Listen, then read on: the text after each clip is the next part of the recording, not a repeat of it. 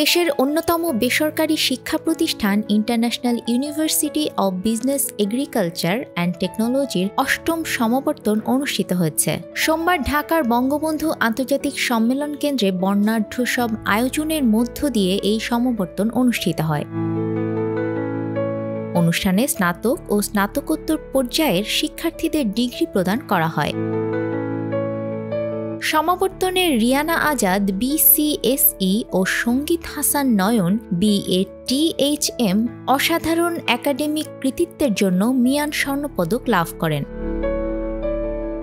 অনুষ্ঠানে MBA, BBA, কৃষি, electrical and electronic engineering, civil engineering, computer science, mechanical engineering, অর্থনীতি, tourism ও hospital management, nursing এবং ইংরেজি সহ বিভিন্ন বিষয়ে ডিগ্রি প্রদান করা হয়।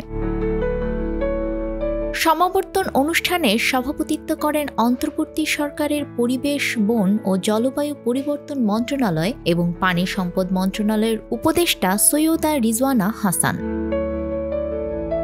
সভাপতির বক্তব্যে তিনি IUBATর গবেষণা, বৈশ্বিক র্যাঙ্কিং এবং টেকসই শিক্ষা কার্যক্রম ও জ্ঞানভিত্তিক এলাকা উন্নয়ন কর্মসূচির প্রশংসা করেন। At 12:15 in the afternoon, when the sun should be really bright, still we are having hundreds of lights around us to give us the needed light. That's a very myopic form of development.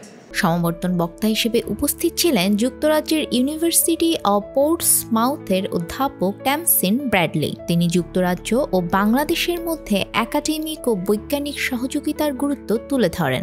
Graduation is a significant life event, an occasion to enjoy and one I'm sure you will have hoped for and looked forward to from the moment you arrived on campus. You have experienced and learned so much in your time. অনুষ্ঠানে স্বাগত বক্তব্যে IUBATর উপাচার্য অধ্যাপক doctor Abdur রব এবং সমাপনী বক্তব্যে IUBATর কোষাধ্যক্ষ অধ্যাপক সেলিনা নার্গিস উপস্থিত সকলকে আন্তরিক কৃতজ্ঞতা জানান। Now I seek your kind permission to present the candidates for conferment of the degree of Bachelor of Science in Mechanical Engineering from summer 2023 to summer 2024. 148 candidates have qualified for the conferment of this degree. Now I call upon the candidates to please rise. বিশ্ববিদ্যালয়টি 1991 সালে প্রতিষ্ঠার পর থেকে IUBAT academic উৎকর্ষতা ও গবেষণার ক্ষেত্রে অসামান্য সাফল্য অর্জন করেছে। সেই সঙ্গে বাংলাদেশের বেসরকারি বিশ্ববিদ্যালয়গুলোর মধ্যে উচ্চ বৈশ্বিক র্যাঙ্কিং অর্জন করেছে। আফরিন আপ্পি, আমাদের সময়।